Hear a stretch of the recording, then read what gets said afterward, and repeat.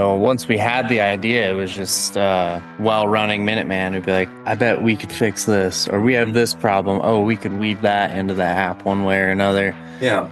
And a lot of it, we're 100% solving our own problems. We're building the Journeyman to make running Minuteman EMS easier, and then the ripple effects of that, it's going to help other companies. It's going to help a lot of firefighters. Yeah, and kind of build a little bit more of a community. That was one thing that we didn't really touch on, but man, we go to these fires and there's 500 plus people picking up a 30-page IAP, and everyone's filling out these 4 carbon copy shift tickets and CTRs. Like, what are we doing? It's 2025. We've had, digitized documents forever, and the government should love that because it's, time stamped and a little more organized. You don't have to worry about handwriting. So, bringing in digital shift tickets this year was kind of cool. Well, yeah, we're out there to protect the trees, but the amount of fucking paper the fire industry wastes is incredible. Yeah.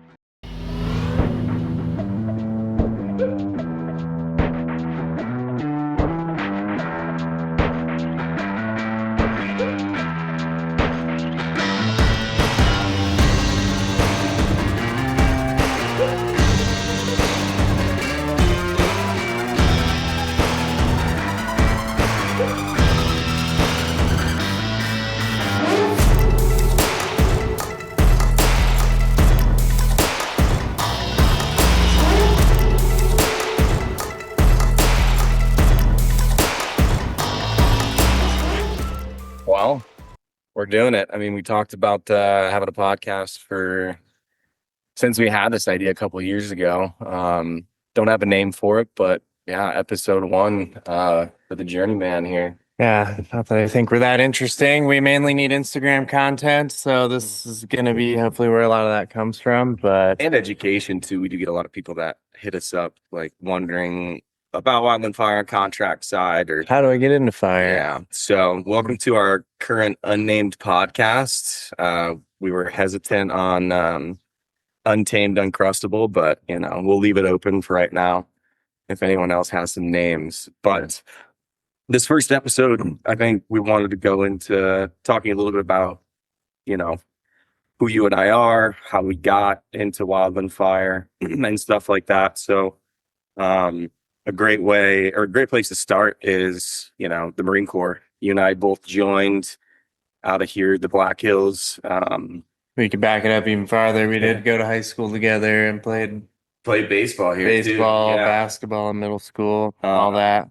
Yeah, knew of each other. Graduated from the same school the same year, and then went into the Marine Corps at the same time. I remember I was like in my 3rd phase of boot camp, leaving or about done with the Marines, and I think I ran into you, just finished up your first month or something like that, and you were in the chow hall, head shaved. Yeah. I think you said my first name. You said my first because someone said Tyler. I was like, what the fuck? Yeah, no one says your first name, so I turned around, it was you. Yeah, so that was interesting. But yeah, my history in the Marine Corps, I was 6323 MOS, so that's avionics on CH-53 helicopters. A lot of wiring, troubleshooting, component replacement type stuff on big helicopters.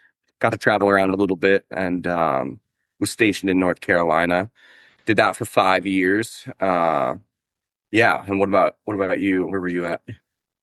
Well, I went to boot camp in November of 2011, and then did the follow-on schools, and then ended up in Okinawa, Japan as a CBRN Marine, CBRN, chemical, biological, radiological, nuclear. It rolls right off the tongue. It does. And most people I still don't even know the full scope of that MOS and like what you guys did. But what was a little bit of it? Run the gas chambers for the units so they could get trained, but then also we were responsible for training the units because there's very few CBRN Marines, like 800 in the Marine Corps or something. Oh, dang. So you had to train the units how to essentially kind of take care of themselves in the event of a CBRN catastrophe.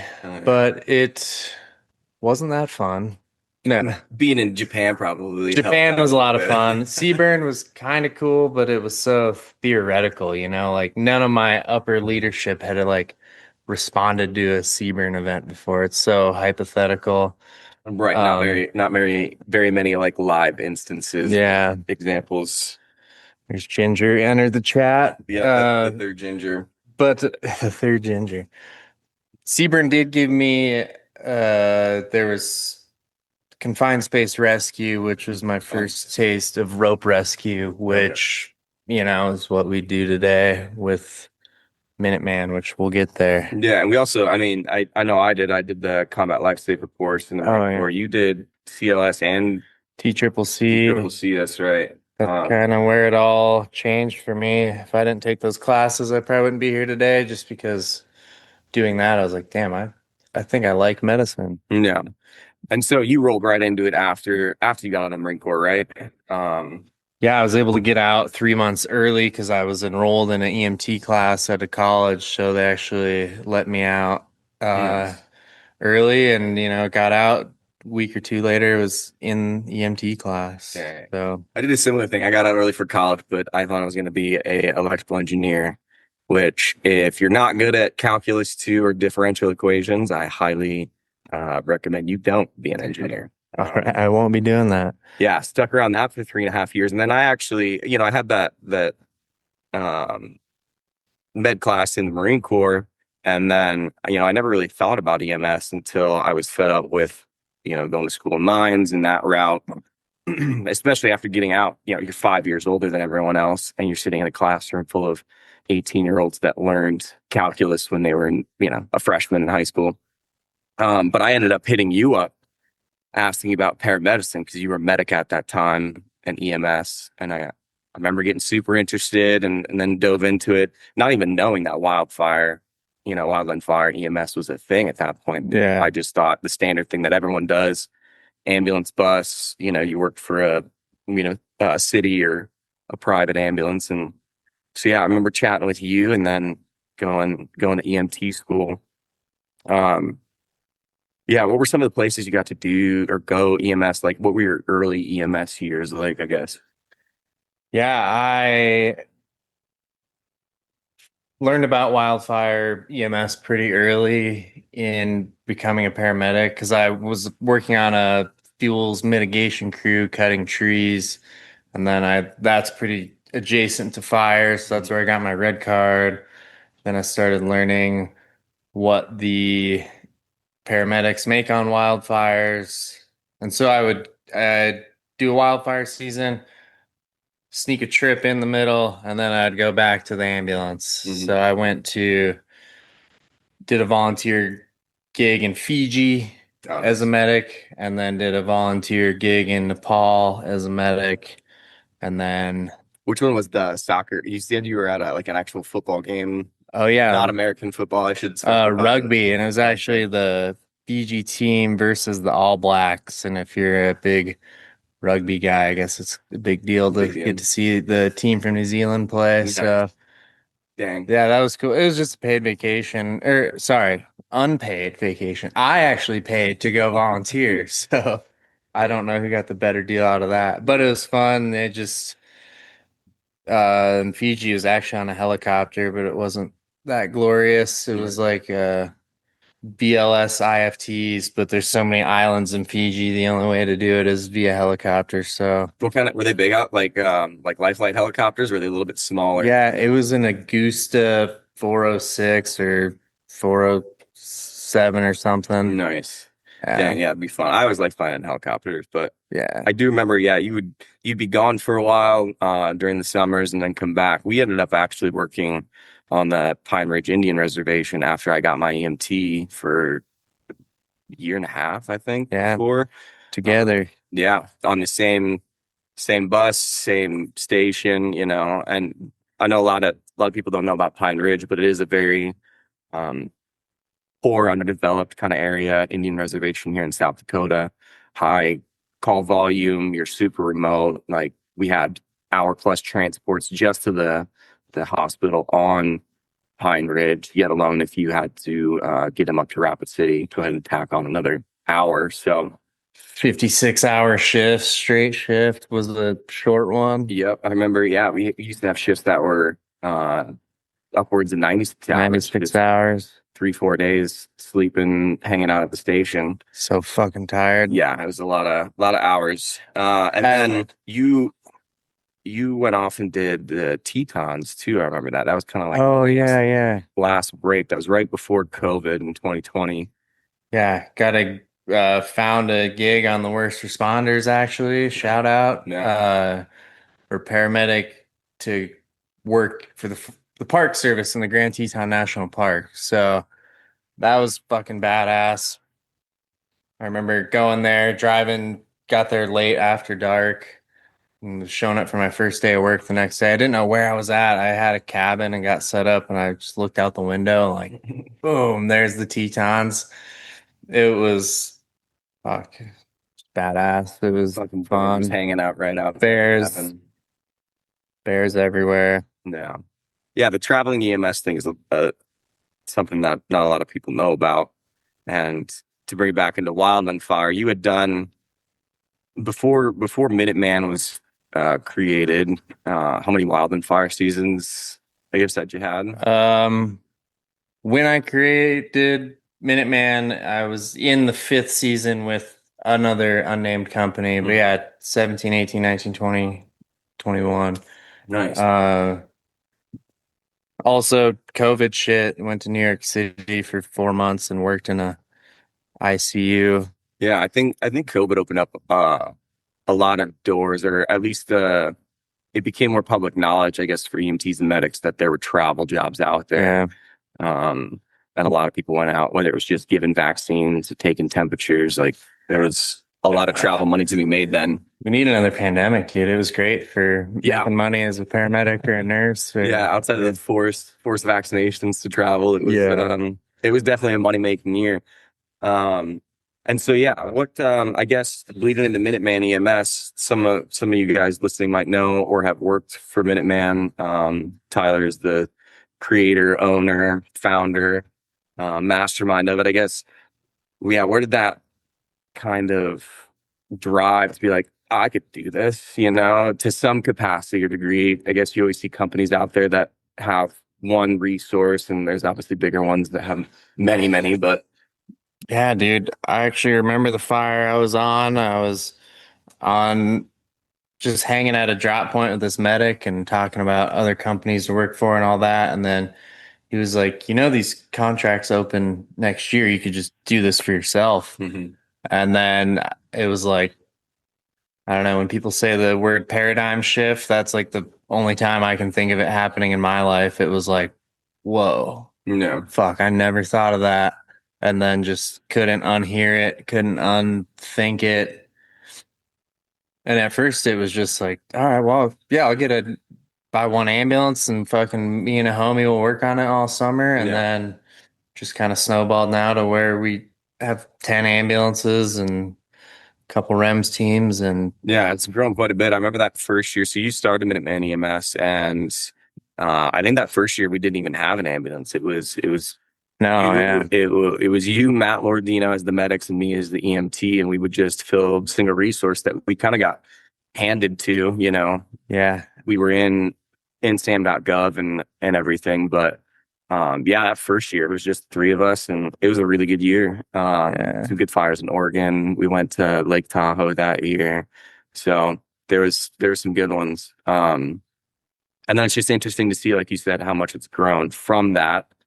4 years later to 10 ambulances, 2 REMS teams, MedMod, and then a handful of single resource. It grew pretty quick. Yeah. Super quick. It sure has. We'll see if the size it's at now is the right size or if it's not. But yeah, you learn. I mean, there's a lot to learn too, because I guess the one other part is it's not a lot of public information out there as far as starting a contract company in Wildland Fire. The rules, the regulations, the insurance, the workman's comp. Like, it's one thing to build, I think, EMS company up to do Wildland Fires, but then also be compliant. And, we're up to 140 employees, seasonal or, full-time, depending on contracts. It's a lot of people to manage. Yeah, I mean, it would be very difficult to break into this industry if you hadn't worked in it before. I think having done it for 5 years with another company was kind of gave me the base knowledge, and then just the relationships you make from there. People are always like, oh, it's really hard to staff. And I'm always like, not really, man. Like, even when we got started working for 5 years prior in the industry, so many other people. Yeah. Hit them up. Hey, you want to come work with me? And that's one thing I've heard from, other people that have either come to work for us or that we meet is your 5 years prior to starting Minuteman EMS. And then when we started Minuteman EMS is your relationships that you had built with like medical unit leaders and other teams was above and beyond, right? Like anytime I would meet someone that was like, oh, you worked for Tyler Olson or Tyler Olson, it was just nothing but good things to say. And I think that definitely had a positive effect moving down, once we actually got some contracts out there. That's big. Yeah, I like to think we have a good name for ourselves. Funny enough, if you look us up on Reddit, supposedly there's a lot of good things on there. Yeah, it's a scary fucking place, Reddit, if you're not a frequent Reddit user. Yeah, it seems about maybe 15% of the people that apply to us say they heard about us on Reddit. I haven't really dove into Reddit and look for myself. I'll just leave it be. Yeah, if it's good. Yeah, and so after that first year, I came back, and obviously I loved Wildland Fire. It was unlike anything else, getting to do single resource, having that responsibility. It did remind me a lot of some Marine Corps things, right? The command structure of the teams, and then, having that larger responsibility of being one of the only providers in a super remote area. We came back from that first season, and we grew from there. I think we ended up getting 3 or 4 ambulances that first year. I think the one after the first year was 1 AMBO and 2 REMS teams. Or 1 AMBO and 1 REMS team. We'd have to wink, dig back through our logbooks to see exactly when. But we actually, one thing we did is kind of in that second year, we ended up winning the Pine Ridge Indian Reservation EMS contract, which was, yes, outside of Wildland Fire, but it was a great way for us to provide extra work for our Wildland Fire guys, in the off season, go and keep their skills sharp and, actually have some patient contacts. That was crazy, dude. Just from that's where we started, where I started as a paramedic, you started as an EMT, and then it's an hour and a half from home, and a federal contract opened up. Yeah, it was weird. We bid on it and won it. I think partially due to having good relationships with people down there. They kind of knew who we were, and they were a little fed up, I think, with their previous actor host at the time too. They had some hour pay issues, and that's not a dig on that company. There's always been issues down on the reservation for contract holders. But yeah, we ended up doing that for a year. Yeah, 1 year. Which was wild. Like you said, 2 years ago, you and I were medic EMT combo. And then, after getting that contract, we were running it. In charge of the private side. Yeah. It was cool. It was eye-opening, I think, for as a newer business to be like, there's a lot of opportunity out there. And we'll talk about, kind of off-season work, our ideas or goals with that maybe in another episode. But it was super cool.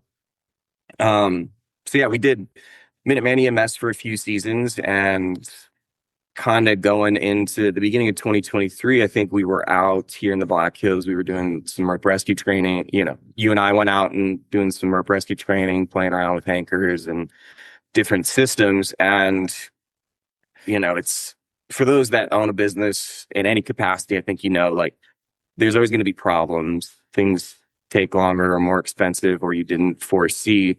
And so I remember we were just kind of chatting about all these issues that we were experiencing running the Wildland Fire Company, and kind of joining it in with things we remembered being contractors ourselves, worked for other companies. And we kind of, it was the beginning of what the Journeyman has grown to be. And I think back then it looked vastly different, right?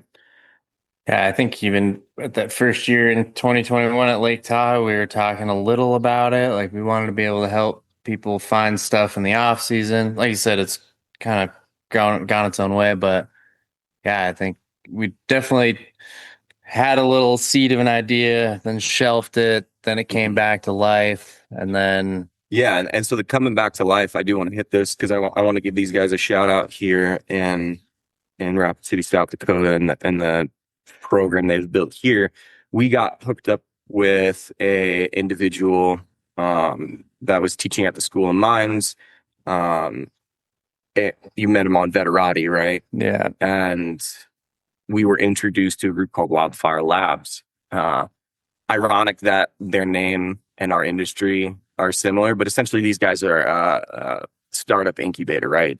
They find, industry experts or people who want to create a solution, and they kind of help them navigate through. So before we went out in 2023, we sat down with them and kind of pitched them our idea of, there's a lot of resources on fires that go unfilled. There are people looking to find jobs, but they're torn between, they don't really understand the difference between federal, state, and contractor, which is crazy because contractor makes up 49% of the workforce for wildland fire. something like that for sure. Yeah, it's up there in the mid to high 40s last time I looked. And so, yeah, we kind of had these ideas. We pitched having a way for these guys, wildland firefighters to find training and events. I think at the time we were also looking at like renting out equipment, finding people, but putting bodies in equipment and getting it out, but we haven't really dove into that. Yeah. Yeah, we met them in 2023. They liked our idea. And so when you and I went out that year, it was a lot of what they would call, what Wildfire Labs would call customer discovery. We talked to a lot of people out on the line that year to kind of validate our idea. Yeah. Make sure you're not the only ones who think it's a good idea, because that can happen. For sure. Yeah. I think I should have done this disclaimer maybe at the beginning. We are by no means experts. Like we have some expertise in part of the field, but wildland fire, while it is a niche industry, there's a lot of things, a lot of differences between state, fed, contractor. And so not a professional. Take that at some of the things we say at face value. Yeah. No. Well, then did the customer discovery year, and then we came back, and then it was definitely time to put some pen to paper. And I mean, that was that the year you kind of stayed home and were working on the Journeyman, and I was on fire. That was the year after. Yeah, 2023 was where we were out talking with people. I remember sending out like surveys on SurveyMonkey online. We were hitting up the Facebook groups. But then, yeah, the year after, so we came back from that fire season having kind of validated some pain points in the industry. And they were honestly mostly focused on the wildland firefighter side, right? We wanted them to have a place to find jobs, a place to find training and events, because some of these guys are on the East Coast, there's not a lot of opportunities to find an RT-130 pack test unless you catch some of these traveling trainers at the right time. And so we validated that idea, came back and decided that, yep, this could be a workable platform. Didn't quite know what it looked like, what that MVP, most valuable product, looks like, but we just started developing. I stayed home for the 2024 season and did some kind of newer no-code, low-code platform stuff to make our idea and validate it, that version 1. And it's so different now than what it was. Once we had the idea, it was just well-running Minuteman would be like, damn, I bet we could fix this, or we have this problem. Oh, we could weave that into the app one way or another. Yeah. And a lot of it, we're 100% solving our own problems. We're building the Journeyman to make running Minuteman EMS easier, and then the ripple effects of that it's going to help other companies. It's going to help a lot of firefighters. Yeah, and kind of build a little bit more of a community. One thing that always annoyed me is your avenues used to be for finding jobs. Like if you wanted a federal one, is you have to go to USA Jobs. And I know that the government has that contract with USA Jobs. But the other options were like these Facebook subgroups. And for some of you guys that are listening or watching, have been in these Facebook groups, and it's typical social media. People out, saying they're hiring but not disclosing pay, location. On the flip side, Wildland firefighters saying they're available, but I don't know what your work history is or your certification and balls. So we quickly realized as we were building that there was a kind of a direct tie, obviously, between companies and wildland firefighters that were experiencing similar problems, or we were able to integrate it.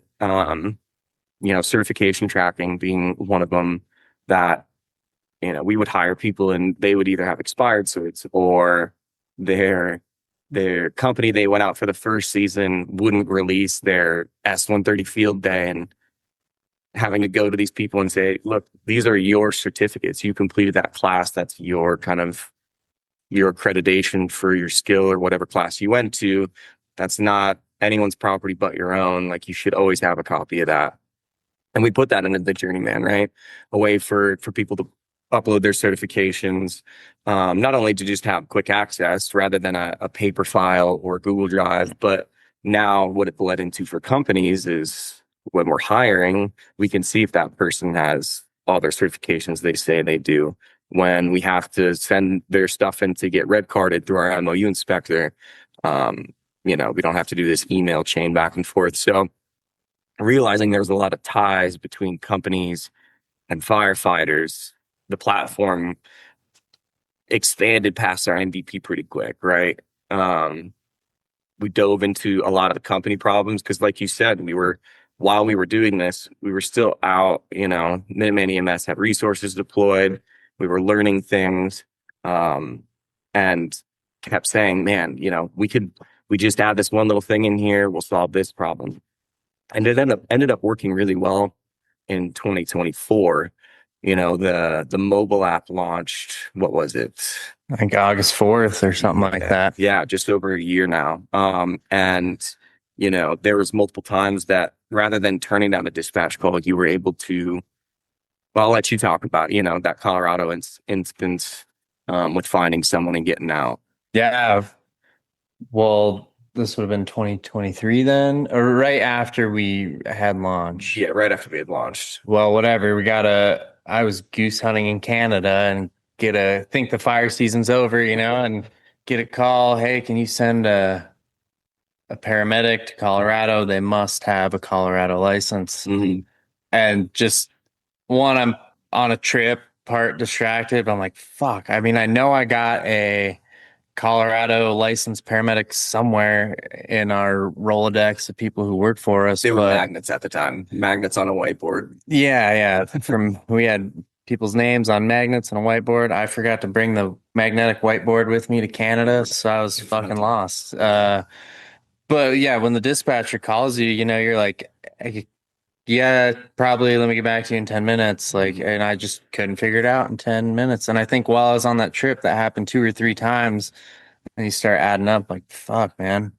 That costs a lot of money to not be able to fill that. It's just simple organization. Now what I fucking love about the app, I can open it up, go to our roster. I can now search the word Colorado and see who is in Colorado, who has a Colorado license, who's from there, or whatever state. Yeah. We can pull up a map and physically see where people are. Yep. So we can see, oh, hey, this guy's actually he's here, and that's not that far from Colorado. Yeah. Or let's call him. Or when they decide to drive across the border and go to Canada. Yeah. Not that that's happened, but yeah, it is it. Like you said, I think it's important whether you have 20 employees or whether you have 140 or two. Some of these, hand crews, they have 300 plus.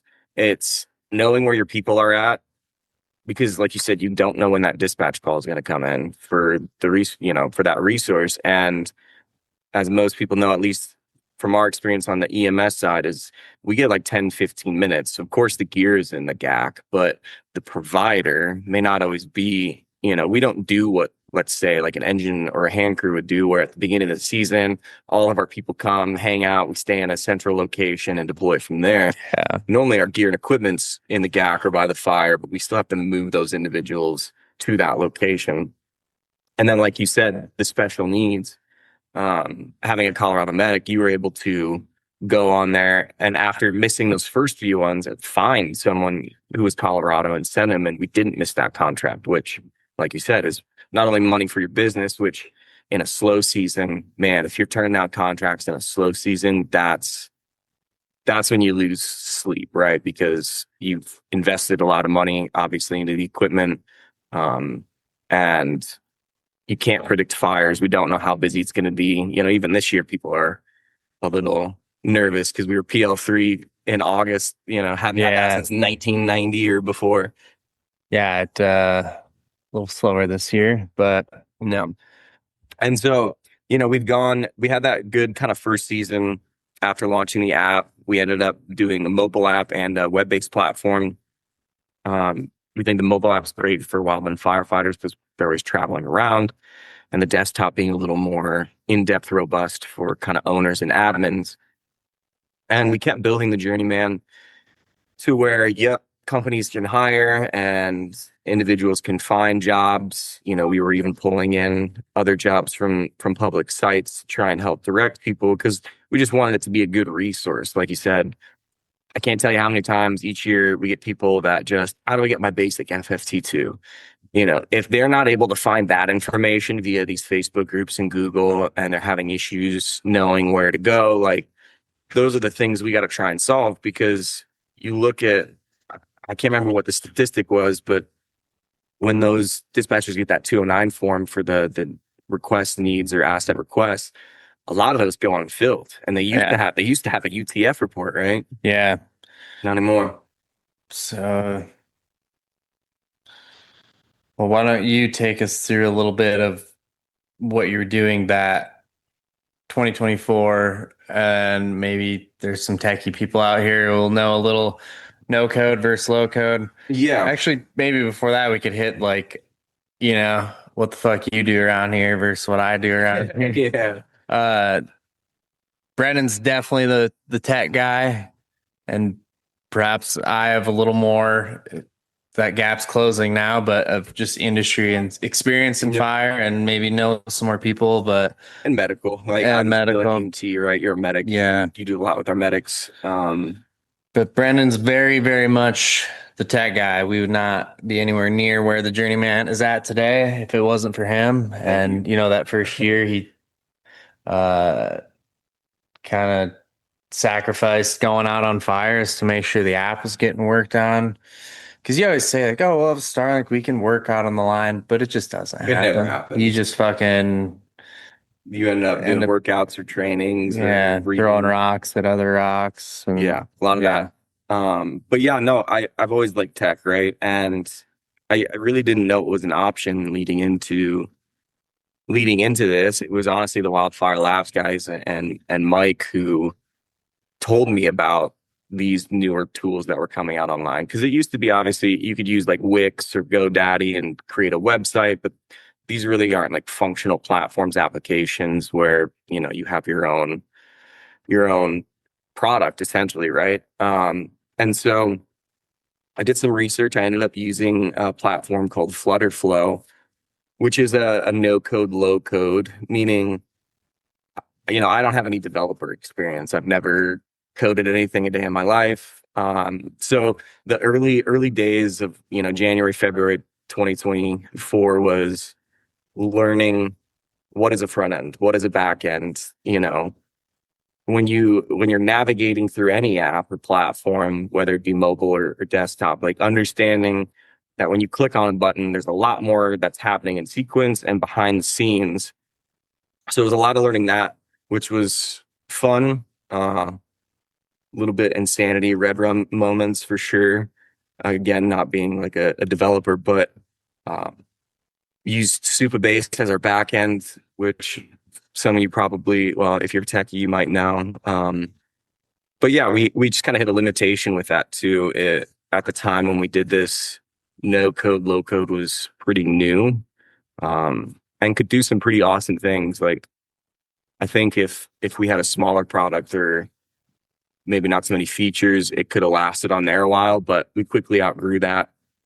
We ended up bringing a development team on to help us kind of refine that and polish it. But um, yeah, Well, it's fucking very impressive. All the time, I'm like, God damn, I can't believe where it's at. Just, yeah, from you having to learn front end versus back end to where it's at now, like, you're very smart with this shit, dude. It's wild to see. thanks. Shout out YouTube University. Yeah. If you don't have YouTube Premium, we always like to say that's the best subscription you can have. But yeah, I mean, and I think it's important, or it was important going into this, like having a platform or an app that we understood some of those techie things, because you're trying to translate industry knowledge and expertise into a technical solution. And yeah, that can be super difficult if you don't understand what an API is or what a webhook is, or front and back end stuff like that. So even though I'm not as Cody developer involved now, hopefully soon, um, it's still beneficial for testing, troubleshooting, being able to explain it and like teach to customers, right? That's another big one. But it was a fun experience for Yeah. sure. Just goes to show that maybe the best business partners sometimes aren't the person who's exactly like you. Oh, absolutely. I remember when we were doing the Figma files at the beginning, which I don't even know if I could very well explain what Figma is, but it's just like almost like pictures of what it's gonna look like. Mm-hmm. Yeah, And I was trying, like, all right, I want to learn. I want to help too. And then there's just one, I'm like, dude, this is, I'm wasting fucking time trying to, like, you were already good at it. You already had it. And like, I'm like, I'm okay. We're just kind of probably wasting time by having me trying to learn. exactly. But yeah, like you said earlier, I think having our similarities definitely helps, like in collaboration and plotting what we want to do. But for sure, having our different expertises has helped out a lot. Because again, we're still doing Minuteman EMS while we do the Journeyman now. Yeah. We always forget that. So it's kind of like we share a couple hats in each areas, and then we have our own individual responsibilities. Like, but it's worked out really well. We've gotten a lot of great feedback. Like we said, a little over a year now, we're at 98 companies that have signed up on the platform, and over 2,500 users. Which for us has been a slow walk up of seeing those numbers increase every day, but it is something we got to realize. Like, not many platforms do that in their first year to get that many users, especially in a niche industry like this. And so it's been really cool to see our kind of vision of this actually play out into something we now use every day. Every day. Yeah. I use it for Minuteman every day. It's great. Yeah. We won't go into too much detail. We're going to save specific episodes, I think, for going into detail of features, but maybe let's hit just kind of generally what the Journeyman is from a firefighter and company perspective.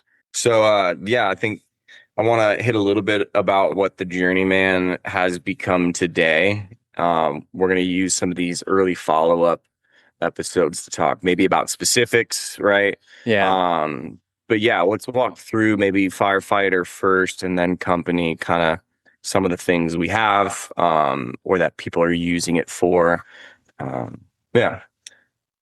Well, firefighters, I think one of the best parts for them is they get to build a profile to let people, companies like us, see who they are, where they've been, what they've done, what certs they had. When before, like on all these Facebook groups, it's just a name. I'm an FFT2 with a blah blah blah. Like, Yeah. okay, are you?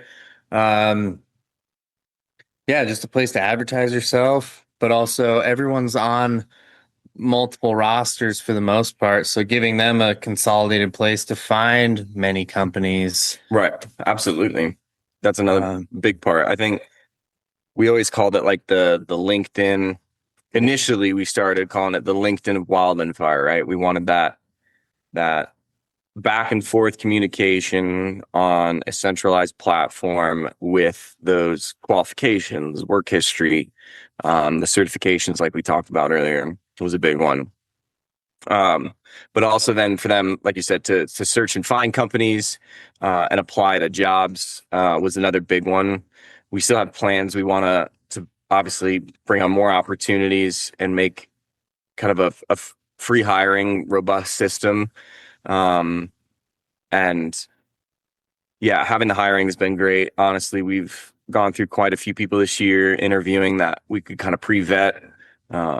It wasn't like I think 2 years ago when we were looking for medics for the reservation. We needed an EMP or an medic, and we posted on Indeed, and I think we got like 400, 600 applicants in, and less than 1% actually even just had their medic. Like, yeah. not alone the 10 other certifications that you need just to do that.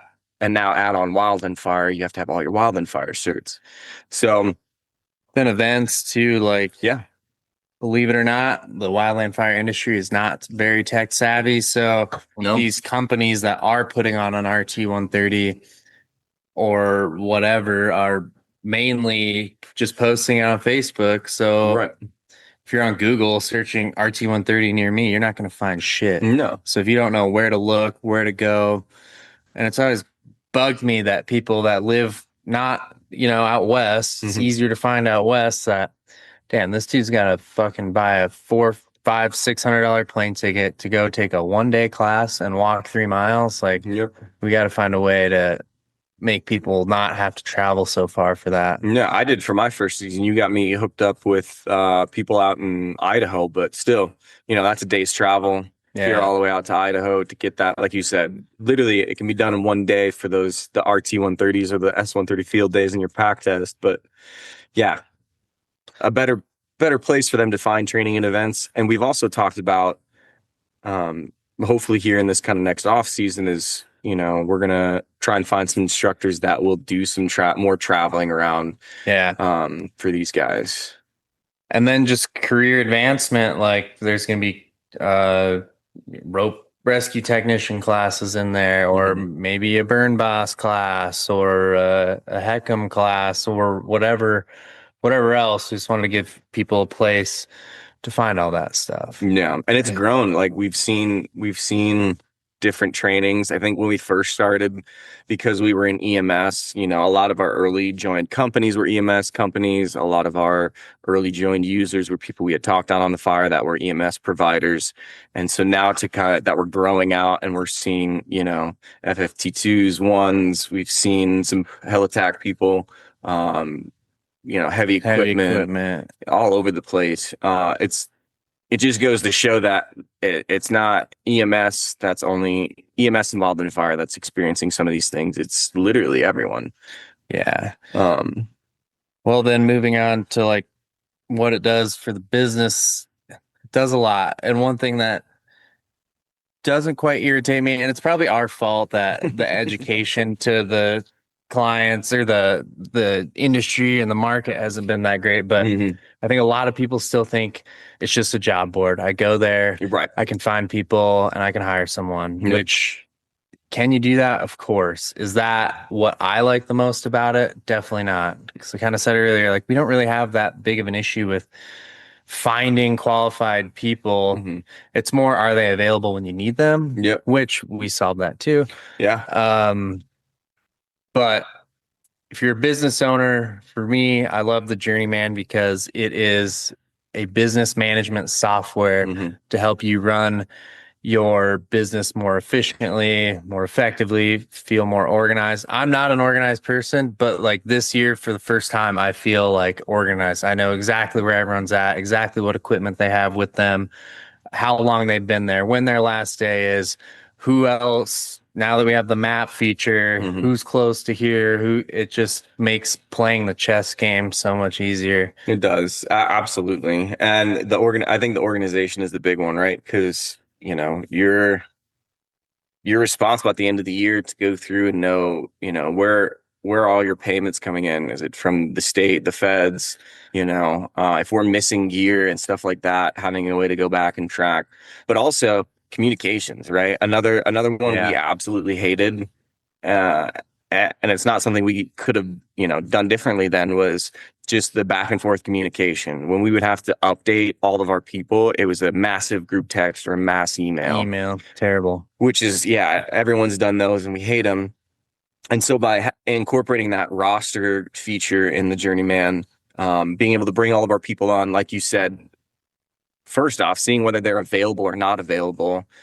Great. If I don't waste our time trying to get a hold of someone who can't even go, I filter them out. It's the organization, communication, massive, having our teams, push notifications, right? Just, hey, update your availability status. A little one-way communication for things like, hey, we just need to tell you guys something, and that's it. And then there's obviously two-way. We can create different groups within our roster, like medics only, or EMTs only, or everybody, or the people that are just on our ambulances right now on this incident. We can message them directly. And that's just how we have it set up, right? Yeah. It's definitely open to where if it was an engine, you could have your team lead for the engine, and each individual person, same with hand crews. Like, can you imagine if you ran hand crews and you had like 5 20-person crews that you had to fucking communicate with? Couldn't. It would be. And making sure that not only every individual is getting the info, right? Because what if you have a policy update, or like in the EMS world, say we have a protocol change, like making sure that everyone knows that that's a super important thing. Because if they go out to the line and do something different, or they didn't get that communication, like, it's the company that's held responsible. Well, even just this year, this is our 5th year with Minuteman, and just this year really ran into some work comp things I didn't know about when they're auditing us, and they're asking, of your employees, which ones are from California, Idaho, and Utah, and of those states, which ones worked in this state, and how much did you pay them in this state? And what days that was like 5 different questions, like very complex questions. I'm like, dude, fuck, I've not, I probably could really reverse engineer, go back and payroll and think really hard about it. But, and those paper shift ticket books. Yeah. Well, now how we've built it is, if you're a company and you're using the Journeyman the way you're supposed to, and having people on your roster and assigning them to incidents, the Journeyman is tracking where your people were, when they were there. From there, you're going to be able to know how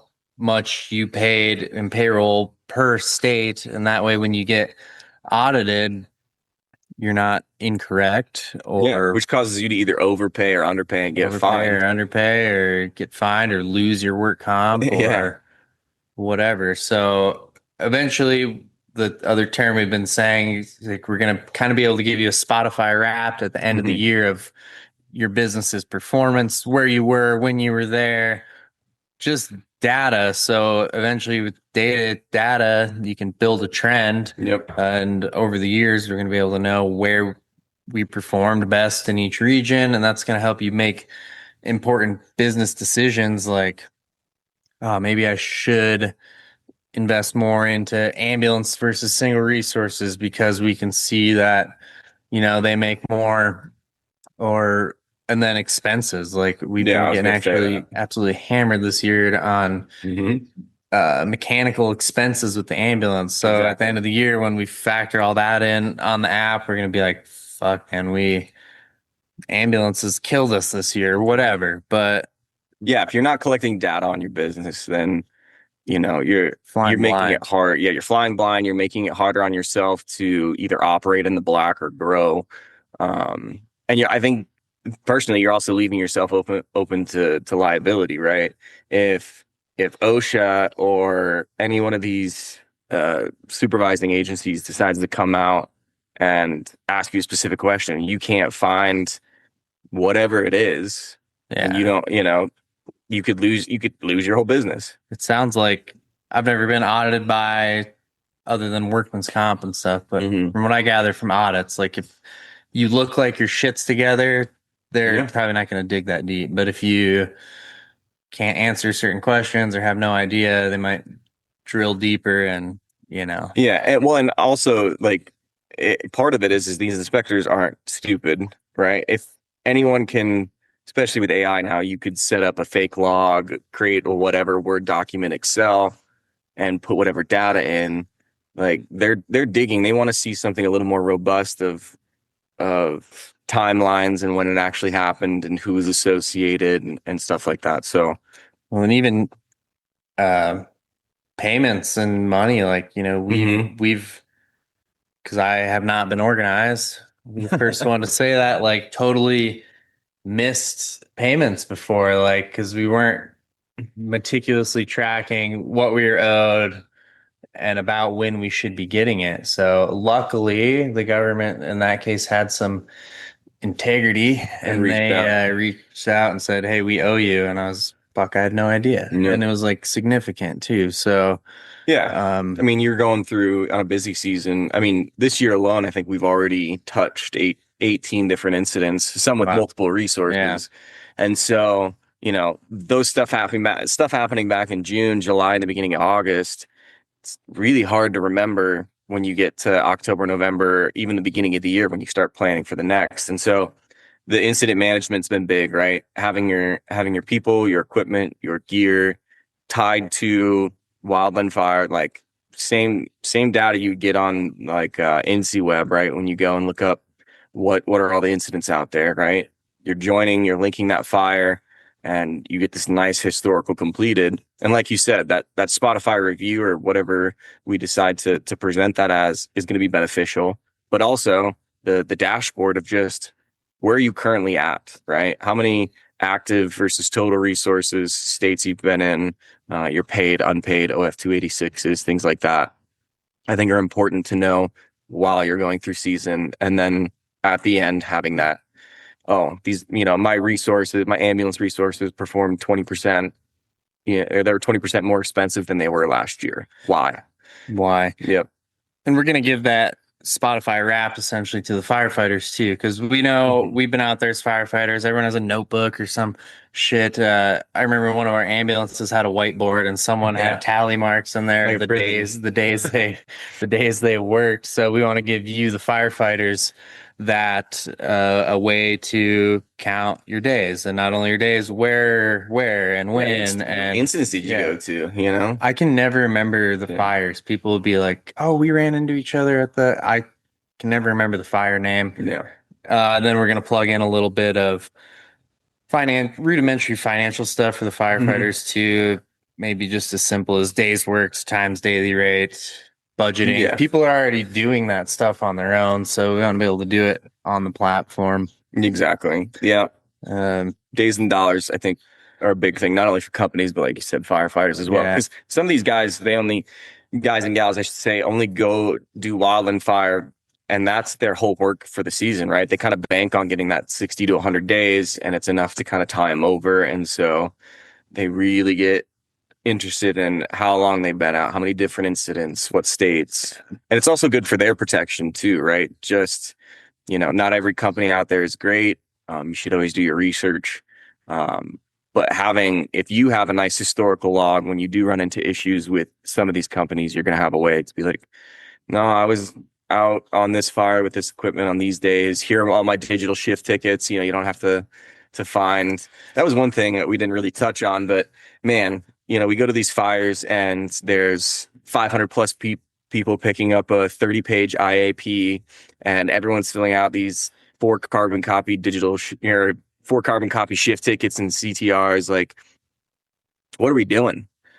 It's yeah. 2025. We've had, digitized documents forever, and the government should love that because it's, time stamped and a little more organized. You don't have to worry about handwriting. So, bringing in digital shift tickets this year was kind of cool.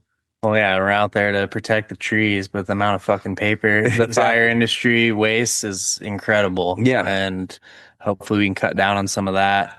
And for the firefighters, just thought of this. Like we've heard many times of companies just not fucking paying you, Yeah. and they're not paying. And like, can you prove, if unfortunately it goes to a court of law, that hey, I was out there then, at Mhm. least with the journeyman now, you're gonna have all your shift tickets, the Yeah. name of that contractor you were working for when you were there.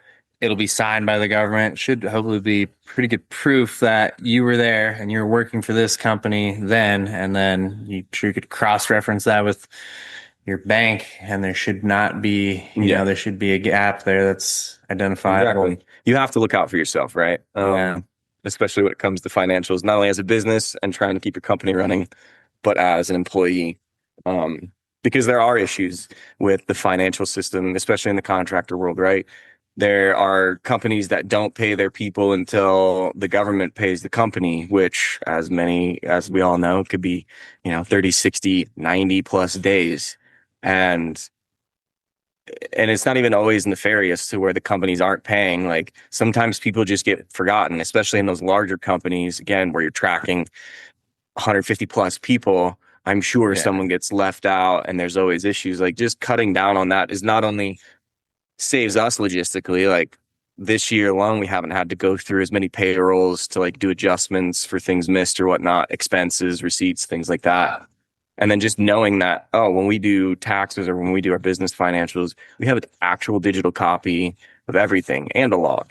Yeah. So, I think something important to know if you're a business owner and wanting to hop on the journeyman, which obviously we think you should, mhm, it's going to take a little work to set it up. Like absolutely. to get good data out, you have to put good data in. So Mhm. you do have to add people to your roster, and Yep. you do have to upload your equipment, like just VIN numbers, make, model, year, which is convenient. It's maybe annoying to do it at first, but that is going to lead to the shift tickets you fill out Mhm. are going to be auto-filled for the people filling them out. And even just like you were saying earlier with expenses, if you have a truck that goes out and you're tying these expenses and that resource daily rate to that VIN, so you're not just seeing overall what your single resources or engines or hand crews are doing. You're seeing exactly what that specific thing did. Yeah. Because maybe in like EMS stance, it may not be all ambulances that were 20% down or whatever. It could have just been one that drug it down. Yeah. And if you're not individually tracking that, then it could be an issue. But like you said, it does take a little bit of upfront work, especially when you have a larger company. But we learned some of those friction points early on and tried to make it easier, QR code, making it simpler for your people to join. Um, you know, it's And maybe we're bouncing back a little bit here, but before, like last year, there was a day with our ambulance, something with finance where, hey, we need proof of this shift ticket. mhm. It went missing. We couldn't find it. So we just missed a whole day rate on one ambulance, which is damn near the cost of our type 1 subscription for a business. Just, yeah. So just with that one thing, now this year that wouldn't have happened. It'd be like, hey, I got you. I know right where it's at. Well, yeah. Well, and to tie that up, the other thing we had this year is we had a crew out. I think it was a REMS team, and they were doing digital shift tickets, which saves the resource. We're able to go in at any time and physically see those. We actually saw that they missed a day. Yeah. Whole day was gone. And so they were able to go back and submit that. Like you said, it's a cost of a type 1 annual subscription in just one day. Yeah. That's one case example. We've always talked about how if you find one qualified person on the platform and that gets you a whole 14-day contract, Yeah. it's 1-2 days of your resource value. Yeah. Not to mention, if you treat that person right and they keep working for you for years to come, that, it's a lot. So yeah. People are valuable. Yeah. I think the subscription price for businesses, I'd pay more. I'd pay double for especially knowing what data I'm going to get out of it at the end here. Yeah. Yeah. And so we will have a free for if you're a company owner, manager, admin, we will have a free version. Like, obviously, we want you guys to hop on and you'll be able to use pretty much everything up into a certain point. And then we will have two kind of paid tiers. And firefighters are free right now. We kind of went back and forth on whether we were going to have jobs. You look at a job board like Worst Responders or Indeed or USA Jobs, and those are all paid. And then on the flip side, kind of the contrast side is Facebook, where it's free, but you're not getting quality. So we really think that having just that standard hiring, free for companies to post and blast the information out, copy and paste it wherever you want, and then likewise for those Wildland firefighters to get a notification that there is a new position up, right? Rather than having to scroll through some of these things. Yeah, man, that's a good one. We kind of touched on a lot. I think, like we said, in these next few episodes, we'll dive more into specifics, not only specific problems, specific features within the app, but your guys' feedback too. If there's things that you want to ask about, know about, reach out anytime. A lot of you guys have Tyler and I number. Looking forward to it. Well, that was fun. I think it's a good place to wrap it up. I think so. Episode 1 in the books. Thanks, guys.